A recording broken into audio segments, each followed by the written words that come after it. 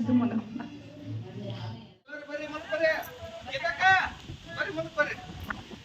ಅಂತ ನಾನು ನೋಡಿ ತಗೊಂಡೆ ಮೊಬೈಲ್ ಸೌದಾ ತಿನ್ಲಿ ಯಾರಿಗಾರ ಬೇಕಾ ಇನ್ನೊಂದು. ಹಾಯ್ ಹಲೋ ನಮಸ್ತೆ welcome back to my channel.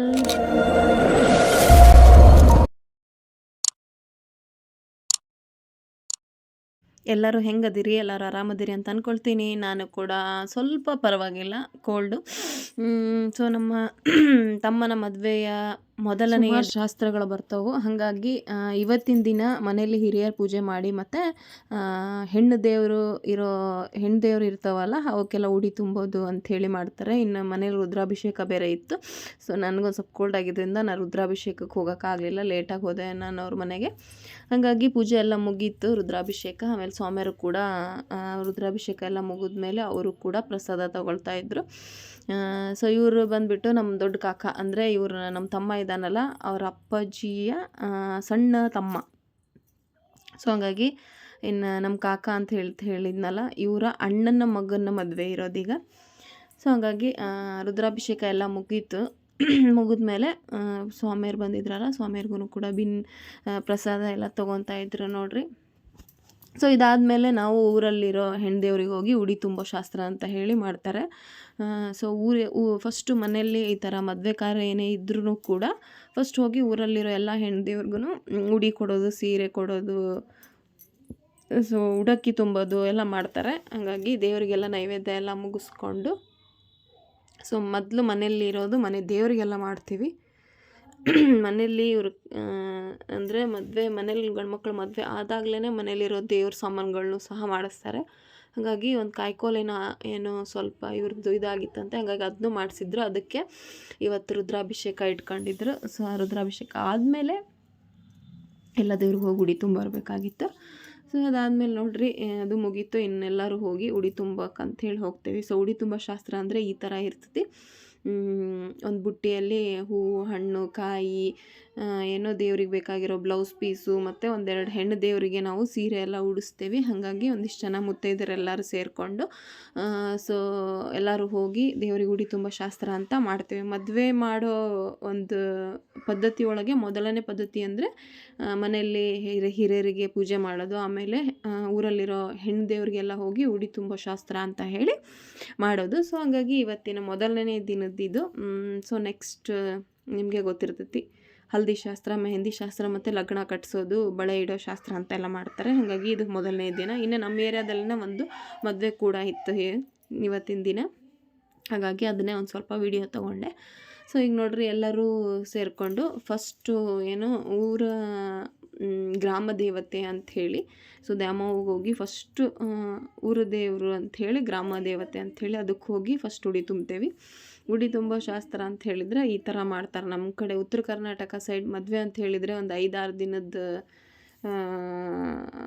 Preparation ಅಂತಲೇ ಸ್ಟಾರ್ಟ್ ಆಗಿಬಿಡ್ತೈತಿ. ಹಾಗಾಗಿ ಒಂಥರ ಮದುವೆ ಅಂದ್ರೆ ಸಡಗರ. ಒಂದು ಈಗ ಫಾರ್ ಎಕ್ಸಾಂಪಲ್ ಈಗ ಸಂಡೇ ಮದುವೆ ಇದೆ ಅಂತ ಹೇಳಿದರೆ ಮಂಗಳವಾರ ದಿನ ಹೆಣ್ಣು ದೇವ್ರಿಗೆಲ್ಲ ಉಡಿ ತುಂಬ ಶಾಸ್ತ್ರ ಅಂತ ಹೇಳಿ ಎಲ್ಲ ಮಾಡ್ತಾರೆ. ಅದಾದಮೇಲೆ ಮಾಮೂಲಿ ಇದ್ದೇ ಇರ್ತಾವಲ್ಲ, ಸೊ ಒಂದಿನ ಮೆಹಂದಿ ಶಾಸ್ತ್ರ, ಒಂದಿನ ಹಲ್ದಿ ಶಾಸ್ತ್ರ, ಅದಾದಮೇಲೆ ಮಾಮೂಲಿ ಏನು ರಿಸೆಪ್ಷನ್ನು, ಅದಾದಮೇಲೆ ಧಾರೆ ಮುಹೂರ್ತ ಅಂತೆಲ್ಲ ಒಂದು 5-6 ದಿನದಂತೂ ಇದ್ದೇ ಇರ್ತವೆ.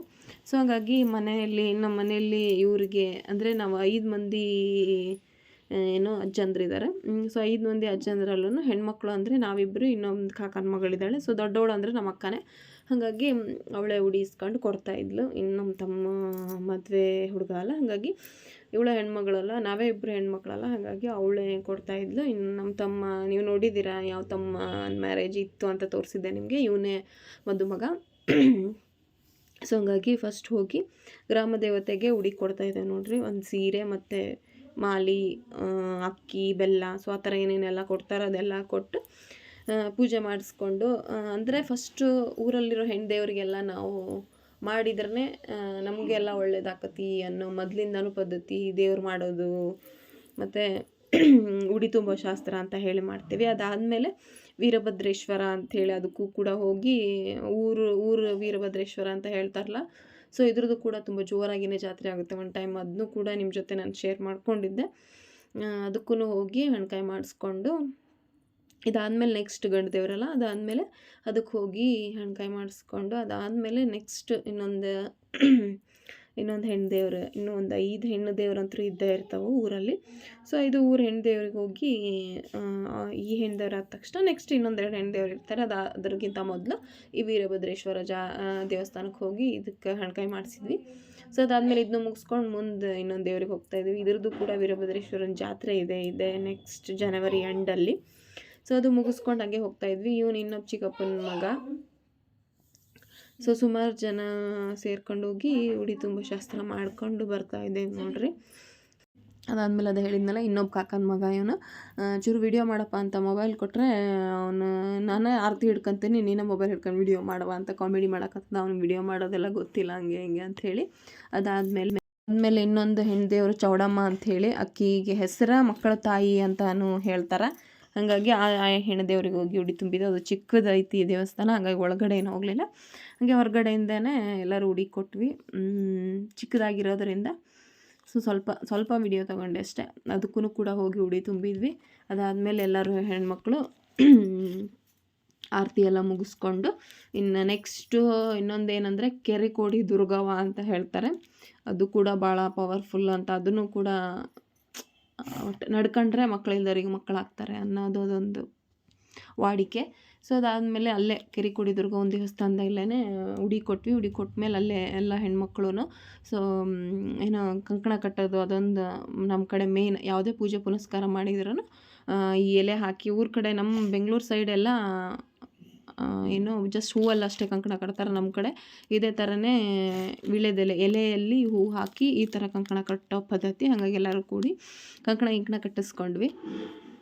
ಸೊ ಅದಾದಮೇಲೆ ಇವನು ಹಿಂಗೆ ಒಟ್ಟಲ್ಲಿ ಕಾಲು ಎಳಿತಾನೆ ಇರ್ತಾನೆ. ನನಗೆ ನಿನ್ನ ಮೊಬೈಲ್ ಫುಲ್ ಆಗಿಬಿಡ್ತಿತ್ತಾಗ ಹರ್ಷನ ಮದುವೆದೊಳಗನ ಅಂತ ಹೇಳ್ದೆ.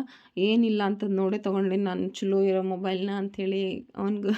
ಸೊ ಹಂಗೆ ಎಳಿತಾ ಇರ್ತಾನೆ ಅವ್ನ ಕಾಲನ್ನ. ಅದಾದಮೇಲೆ ಎಲ್ಲರೂ ಕಟ್ಕೊಂಡ್ವಿ ಕಂಕಣನ. ಸೊ ಅದಕ್ಕೂ ಕೂಡ ಇನ್ನು ಹೆಣ್ಣು ದೇವರು ಅಂತ ಹೇಳಿದರೆ ಎಲ್ಲರಿಗೂ ಕೊಟ್ಕೊಂಬರ್ತೇವಲ್ಲ, ಹಂಗೆ ಈ ಹೆಣ್ಣು ದೇವ್ರಿಗೂ ಕೂಡ ಒಂದು ಸೀರೆ.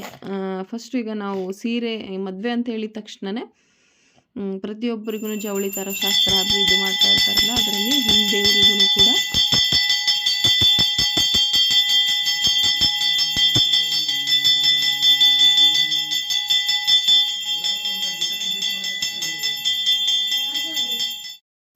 ಹೆಣ್ಣು ದೇವ್ರು ಯಾವ್ಯಾವ ಇರ್ತಾವೆ ಅವೆಲ್ಲ ಹೋಗ್ಕೊಂಡು ದೇವರಿಗೆ ಇಷ್ಟಿಷ್ಟು ಬಟ್ಟೆ, ಇಷ್ಟಿಷ್ಟು ಸೀರೆ, ಬ್ಲೌಸ್ ಪೀಸ್ ಅಂತ ತೆಗೆದುಬಿಟ್ಟಿರ್ತಾರೆ. ಸೊ ಅಲ್ಲಿಂದ ಮುಗಿಸ್ಕೊಂಡು ಏನು ಮಾಡಿದ್ವಿ, ಇನ್ನಿದು ನಮ್ಮ ತವ್ರ ಮನೆ ದೇವ್ರು ಗೋಣಿ ಬಸವೇಶ್ವರ ಅಂತ ಹೇಳಿ, ಅಂದರೆ ಒಂದು ಹೆಣ್ಣು ದೇವರು ಒಂದು ಗಂಡು ದೇವರು ಅಂತ ಹೇಳಿರ್ತದೆ. ಸೊ ಅದರಲ್ಲಿ ಗಂಡು ದೇವ್ರು ಗೋಣಿ ಬಸವೇಶ್ವರ ಅಂತ ಹೇಳಿ ಸುಮಾರು ವರ್ಷನೇ ಆಗಿಬಿಟ್ಟಿತ್ತು. ನಾನು ಕೂಡ ಇಲ್ಲಿಗೆ ಹೋಗ್ದೇನೆ, ಹಾಗಾಗಿ ಇವತ್ತು ಅದ್ರದ್ದು ಕೂಡ ದರ್ಶನ ಆಯ್ತು. ಒಂದು ಹೆಣ್ಣು ದೇವರು ಒಂದು ಗಂಡು ದೇವ್ರು ಅಂತ ಹೇಳಿರ್ತೈತಿ. ಸೊ ಒಂದು ಗಂಡು ದೇವ್ರು ಅಂತ ಹೇಳಿದ್ರೆ ಗೋಣಿ ಬಸವೇಶ್ವರ ಹೋದ್ವಿ. ಅದಾದಮೇಲೆ ಹೆಣ್ಣು ದೇವರು ಗುತ್ತೆಮ್ಮ ಅಂಥೇಳಿ, ಚಂದ್ರ ಗುತ್ತೆಮ್ಮ ಅಂಥೇಳಿ ಆ ದೇವಸ್ಥಾನಕ್ಕೂ ಹೋಗಿ ಅಲ್ಲಿನೂ ಕೂಡ ಮನೆ ದೇವರಲ್ಲ, ಮನೆ ದೇವರಿಗೆ ಅಲ್ಲಿನೂ ಕೂಡ, ಹಾಗಾಗಿ ಆ ದೇವರಿಗೂ ಕೂಡ ಹೋಗಿ ಉಡಿ ಕೊಡ್ಬೇಕು. ಮನೆ ದೇವ್ರಂದ್ರೆ ಮೊದಲು ಮನೆ ದೇವ್ರಿಗೇನೆ ಮಾಡಬೇಕಲ್ಲ ನಾವು, ಹಾಗಾಗಿ ಮೊದಲು ಮನೆ ದೇವ್ರಿಗೂ ಕೊಟ್ಟು ಫಸ್ಟೇ ಕೊಡೋದು ಅಂತ ಹೇಳಿದರೆ ದೇವ್ರ ಹಬ್ಬಕ್ಕೆ ಗ್ರಾಮ ದೇವತೆ ಫಸ್ಟ್ ಕೊಡಬೇಕು. ಹಾಗಾಗಿ ಇದನ್ನು ಕೂಡ ಮುಗಿಸ್ಕೊಂಡು ಚಂದ್ರಗುತ್ತೆಮ್ಮ ಅಂಥೇಳಿ ಇದನ್ನು ಕೊಟ್ಟು ಅದಾದಮೇಲೆ ಇನ್ನೊಂದು ಹೆಣ್ಣು ದೇವ್ರ ದೇವಸ್ಥಾನಕ್ಕೆ ಹೋದ್ವಿ. ಅಲ್ಲಿನೂ ಕೂಡ ಒಂದು ಸೀರೆ, ಈ ದೇವಸ್ಥಾನಕ್ಕೆ ಮಾತ್ರ ಸೀರೆ ಉಡಿಸಿನೇ ಉಡಿ ತುಂಬಿರ್ತಾರಂತ. ಹಾಗಾಗಿ ನಮ್ಮ ತಮ್ಮನ ಸೀರೆ ಎಲ್ಲ ಉಡ್ಸಾಕೊಂತಿದ್ದು ನೋಡ್ರಿ. ಆಮೇಲೆ ಸೀರೆ ಎಲ್ಲ ಉಡ್ಸಿದ ಮೇಲೆ ಈ ದೇವಸ್ಥಾನ ಎಷ್ಟು ಪವರ್ಫುಲ್ ಅಂತ ಹೇಳಿದ್ರೆ, ಎಷ್ಟು ಪವರ್ಫುಲ್ ಅಂದ್ರೆ ಯಾವುದರ ಮನೆ ಆಗಲಿ ಅಥವಾ ಯಾವ್ದಾರ ದೇವಸ್ಥಾನ ಆಗಲಿ RCC ಹಾಕಿದ್ರೆ ಯಾವ ಗಿಡ ಸಹ ಬೆಳೆಯಂಗಿಲ್ಲ ಅಂತ ಹೇಳ್ತಾರೆ. ಆದ್ರೆ ಈ ದೇವಸ್ಥಾನದಾಗ ಹೆಂಗಪ್ಪ ಅಂದ್ರೆ RCC ಹಾಕಿದ್ರು ಸಹ ಒಂದು ಗಿಡ ಬೆಳೆದೈತಿ, ಫುಲ್ ದೇವಸ್ಥಾನ ಪೂರ್ತಿ ತೊಗೊಂಡ್ಬಿಟ್ಟೈತಿ. ಸ್ಟಾರ್ಟಿಂಗ ತೋರಿಸಿದೆ ನಿಮಗೆ ನಾನು, ಹೆಂಗೆ ಬೇರೆಲ್ಲ ಕಾಣಿಸ್ತಾ ಇತ್ತು ನೋಡ್ರಿ. ಭಾಳ ಸತ್ಯ ಇರೋ ದೇವಸ್ಥಾನ ಅಂತಲೂ ಹೇಳ್ತಾರೆ ಇದಕ್ಕೆ. ಹಾಗಾಗಿ ಇದಕ್ಕೆ ಏನೋ ಸೀರೆ ಎಲ್ಲ ಉಡಿಸಿ ಒಂದೆರಡು ಆ ಕಡೆ ಒಂದು ಈ ಕಡೆ ಒಂದು ಮಾಲಿನೂ ಹಾಕಿ ಉಡಿ ತುಂಬಿ ಇದನ್ನು ಕೂಡ ಈ ದೇವ್ರದ್ದು ಒಂದು ಶಾಸ್ತ್ರ ಮುಗಿಸ್ಕೊಂಡು, ಸೊ ನೆಕ್ಸ್ಟ್ ಇನ್ನೊಂದು ಹೆಣ್ಣು ದೇವ್ರ ದೇವಸ್ಥಾನ ಐತಿ. ಸುಮಾರು ಹೆಣ್ಣು ದೇವ್ರ ದೇವಸ್ಥಾನಕ್ಕೆ ಹೋಗಿ ಉಡಿ ತುಂಬೋದು ಮತ್ತು ಉಡಕ್ಕಿ ಕೊಡೋ ಶಾಸ್ತ್ರ ಅಂತ ಹೇಳಿ ಸೊ ಮಾಡ್ತೇವೆ. ಇದು ಯಾವಾಗ್ಲೂ ನಡ್ಸ್ಕೊಂಬಂದಿರೋ ಪದ್ಧತಿ. ಸೊ ಹಂಗಾಗಿ ಈ ನಡೆ ನಡ್ಸ್ಕೊಂಡು ಬಂದಿದ್ದೇವೆ. ಜಸ್ಟ್ ನಿಮ್ಮ ಜೊತೆ ನಾನು ಯಾವ ಥರ ಮಾಡ್ತೇವೆ ನಾವು ದೇವ್ರ ಹಬ್ಬ ಅಂತ ಉಡಿ ತುಂಬ ಶಾಸ್ತ್ರನ ಅಂತ ನಿಮ್ಮ ಜೊತೆ ನಾನು ಜಸ್ಟ್ ಶೇರ್ ಮಾಡ್ಕೊತಾ ಇದ್ದೀನಿ ಅಷ್ಟೇ. ಸೊ ಈ ವಿಡಿಯೋ ಏನಾದ್ರು ಇಷ್ಟ ಆದರೆ ಲೈಕ್ ಮಾಡಿ, ಕಮೆಂಟ್ ಮಾಡಿ, ಶೇರ್ ಮಾಡಿ, ಹಾಗೆ ಪಕ್ಕದಲ್ಲಿರೋ ಬೆಲ್ ಬಟನ್ ಕೂಡ ಕ್ಲಿಕ್ ಮಾಡಿ. ಯಾರಾದರೂ ಹೊಸಬ್ರು ಹಾಗೆ ನನ್ನ ಚಾನಲ್ನ ನೋಡ್ತಾ ಇದ್ದರೆ ಒಂದು ಸಬ್ಸ್ಕ್ರೈಬ್ ಮಾಡಿಕೊಂಡು ವಿಡಿಯೋ ನೋಡಿ. ಸೊ ಕಾಯಿ ಹೊಡೆದ್ವಿ, ಕಾಯಲ್ಲಿ ಒಂದು ಹೂ ಕೂಡ ಬಂತು. ಸೊ ಒಳ್ಳೆಯದು ಅಂತಲೂ ಹೇಳ್ತಾರೆ. ಸೊ ಇವಾಗ ಈ ದೇವಸ್ಥಾನ ಮುಗಿಸ್ಕೊಂಡು ಇನ್ನೂ ಒಂದು ಹೆಣ್ದೇವ್ರ ದೇವಸ್ಥಾನ ಐತಿ. ಸೊ ಅಲ್ಲಿ ಕೂಡ ಒಂದು 5ರಿಂದ 6 ದೇವಸ್ಥಾನಕ್ಕೆ ಹೋಗಿ ಉಡಿ ತುಂಬೋದು ಮಾಡ್ತೀವಿ. ಸೊ ಅದಾದಮೇಲೆ ನೆಕ್ಸ್ಟ್ ಇನ್ನೊಂದು ಅದೆಲ್ಲ ಮುಗಿಸ್ಕೊಂಡು ನಮ್ಮ ಮನೆ ಹತ್ರನೇ ಬಂದ್ವಿ. ಸಣ್ಣ ಹನುಮಪ್ಪ ಅಂಥೇಳಿ ನಮ್ಮ ಓಣಿಗೆನ ನಾವು ಸಣ್ಣ ಹನುಮಪ್ಪನ ಗುಡಿ ಏರಿಯಾ ಅಂತಲೂ ಹೇಳ್ತೇವೆ. ಹೀಗಾಗಿ ಅಲ್ಲಿ ಬಂದು ಆಮೇಲೆ ಹನುಮಪ್ಪ ಸತಿಗೆ ಏನು ಮಾಡಿದ್ವಿ, ಕಾಯಿ ಹೊಡೆದು ಕಾಯಿ ಎಲ್ಲ ಹೊಡ್ಕೊಂಡು ಮನೆಗೆ ಬಂದ್ವಿ. ಮನೆಗೆ ಬರತ್ಲೇನ ಹಿರಿಯರ ಹಬ್ಬ ಅಂತ ಹೇಳಿ, ಹಿರಿಯರ ಅಂದರೆ ಅದು ಹೇಳಿದ್ನಲ್ಲ ನಮ್ಮ ಕಾಕ ಒಬ್ಬರು ಇಲ್ಲ ಅಂಥೇಳಿ. ಸೊ ನಮ್ಮ ಕಾಕ ಮತ್ತು ಅವರ ಅಪ್ಪ, ಅವ್ರ ಅವ್ವ, ಆಮೇಲೆ ನಮ್ಮ ಕಾಕನ ಅಕ್ಕ, ಸೊ ಅವರು ಕೂಡ ಇಲ್ಲ. ಸೊ ಹಂಗಾಗಿ 3 ಮಂದಿಗೆ ಮಾಡಬಾರ್ದು ಅಂಥೇಳಿ ನಮ್ಮ ಅತ್ತೆಗೂ ಕೂಡ ಏನೋ ಎಡೆ ಹಾಕಿದ್ರು. ಸೊ ಇವತ್ತಿನ ದಿನ ಹಿರಿಯರ ಹಬ್ಬ ಮತ್ತು ಉಡಿ ತುಂಬ ಶಾಸ್ತ್ರ ಅಂತ ಹೇಳಿ ಮಾಡ್ಕೊಂಡ್ವಿ. ನೆಕ್ಸ್ಟ್ ಇನ್ನು ಶುಕ್ರವಾರ ದಿನ ಸೊ ಅವತ್ತು ಲಗ್ನ ಕಟ್ಸೋದು ಎಲ್ಲ ಇರ್ತೈತಿ. ಅವತ್ತು ಮತ್ತು ನಿಮ್ಮ ಜೊತೆ ಶೇರ್ ಮಾಡ್ಕೊತೀನಿ. ಸೊ ಅದೆಲ್ಲ ಆದಮೇಲೆ ಎಲ್ಲರೂ ಕುತ್ಕೊಂಡು ಒಂದು ಸ್ವಲ್ಪ ಹೊತ್ತು ಮಾತಾಡಿ ಊಟಕ್ಕೆಲ್ಲ ಕಡುಬು, ಹಿರಿಯರಿಗಂತೂ ಕಡುಬು ಮಾಡಲೇಬೇಕಲ್ಲ, ಹಾಗಾಗಿ ಕಡುಬು, ಅಕ್ಕಿ ಪಾಯಸ ಮತ್ತು ಶಾವ್ಗೆ ಗೇರು ಮತ್ತು ಬಜ್ಜಿ, ಹಪ್ಪಳ, ಸಂಡಿಗೆ ಎಲ್ಲ ಮಾಡಿದ್ವಿ. ಸೊ ಅದಾದಮೇಲೆ ಏನಾಯಿತು, ಲೋಬಾನ ಹಾಕಬೇಕಲ್ಲ ಹಿರಿಯರಿಗೆ. ಆಮೇಲೆ ಎಲ್ಲರೂ ಲೋಬಾನ ಎಲ್ಲ ಇಡೀ ನೈವೇದ್ಯ ಎಲ್ಲ ಆದಮೇಲೆ ಎಲ್ಲರೂ ಲೋಬಾನ ಹಾಕಿ ಆಮೇಲೆ ಕಾಯಿ ಎಲ್ಲ ಬೆಳಗ್ಗೆ ನಮಗೂ ಅಜ್ಜ ಮತ್ತು ಕಾಕ, ಚಿಕ್ಕಮ್ಮ, ಅತ್ತಿ ಎಲ್ಲ ಹಾಕ್ತಾರಲ್ಲ, ಹಾಗಾಗಿ ನಾವು ಕೂಡ ಲೋಬಾನ ಎಲ್ಲ ಹಾಕಿ ಸೊ ಮಂಗಳಾರತಿ ಎಲ್ಲ ಮಾಡಿದ್ವಿ. ಸೊ ಈ ಥರ ಇತ್ತು ನೋಡಿರಿ ಉಡಿ ತುಂಬ ಶಾಸ್ತ್ರ ಅಂತ ಹೇಳಿದರೆ. ಮದುವೆಗೂ ಮೊದಲು ಮಾಡ್ತಾರೆ ಇದನ್ನು. ಸೊ ಹಾಗಾಗಿ ಜಸ್ಟ್ ನಿಮ್ಮ ಜೊತೆ ನಾನು ಶೇರ್ ಮಾಡ್ಕೊತಾ ಇದ್ದೀನಿ. ನಾನು ನಮ್ಮ ಇದನ್ನ ಮದುವೆ ಮಾಡೋ ಟೈಮಲ್ಲೂ ಕೂಡ ನಾನು ವೀಡಿಯೋ ಮಾಡ್ತಾ ಇರಲಿಲ್ಲ, ಹಂಗಾಗಿ ಶೇರ್ ಮಾಡಿರಲಿಲ್ಲ. ಸೊ ಅದಾದಮೇಲೆ ಊಟಕ್ಕೆಲ್ಲ ರೆಡಿ ಮಾಡಿ ಎಲ್ಲರೂ ಊಟ ಮುಗಿಸ್ಕೊಂಡ್ವಿ. ಸೊ ನಮ್ಮದು ಕೂಡ ಊಟ ಎಲ್ಲ ಆಯಿತು. ಸೊ ಇವತ್ತಿನ ವ್ಲಾಗು ಇಷ್ಟ ಆಗಿತ್ತು. ಸೊ ನಾನು ನಿಮಗೆ ನೆಕ್ಸ್ಟ್ ವ್ಲಾಗಲ್ಲಿ ಸಿಗ್ತೀನಿ. ಮತ್ತು ಏನು ಪ್ರಿಪ್ರೇಷನ್ ಇರ್ತೈತಿ ಮದುವೆದು ಏನು ಇಲ್ಲ ಅಂತ ಹೇಳಿ.